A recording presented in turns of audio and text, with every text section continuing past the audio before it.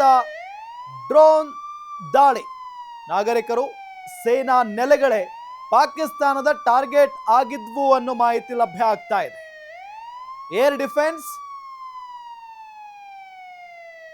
ಸಫ್ರೇಷನ್ ನೋಡಿ, ಒಂದು air defence ಸಫ್ರೇಷನ್ ಏನಿದೆಯಲ್ಲ, ಆ 11 ಕಡೆ ದಾಳಿ ಆದಂತ ಸಂದರ್ಭದಲ್ಲಿ ಆ ಎಲ್ಲಾ ಡ್ರೋನ್ಗಳನ್ನು ಕೂಡ ತಡೆ ಹಿಡಿದಿದೆ ಅನ್ನೋದು ಗೊತ್ತಾಗ್ತಾ ಇರುವಂತ ವಿಚಾರ.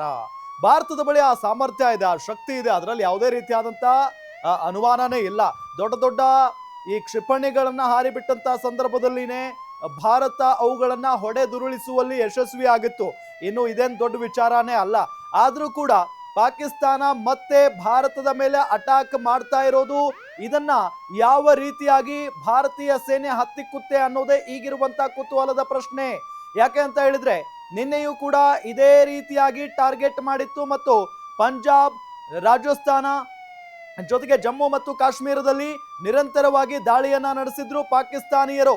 ಅದಾದ ನಂತರ ಯಾವ ರೀತಿಯಾಗಿ ತಿರುಗೇಟನ್ನ ಕೊಡಬೇಕು, ಅವರಿಗೆ ಕೌಂಟರ್ ಅಟ್ಯಾಕ್ ಮಾಡಬೇಕು, ಆ ಎಲ್ಲ ರೀತಿಯಾಗಿಯೂ ಕೂಡ ಭಾರತ ಮಾಡಿತ್ತು. ಈಗ ನೋಡಿದ್ರೆ ಮತ್ತೆ ಸಂಜೆಯಿಂದ ಶುರು ಹಚ್ಕೊಂಡಿದ್ದಾರೆ ಪಾಕಿಸ್ತಾನದವರು ಭಾರತದ ಮೇಲೆ ದಾಳಿ ಮಾಡೋದಕ್ಕೆ. ಅದಕ್ಕೆ ಯಾವ ರೀತಿಯಾಗಿ ತಿರುಗೇಟನ್ನ ಕೊಡಬೇಕು, ಪ್ರತಿ ದಾಳಿಯನ್ನ ಮಾಡಬೇಕು, ಅದನ್ನ ಭಾರತೀಯ ಸೈನಿಕರು ಕೂಡ ಈಗ ಮಾಡ್ತಾ ಇದ್ದಾರೆ.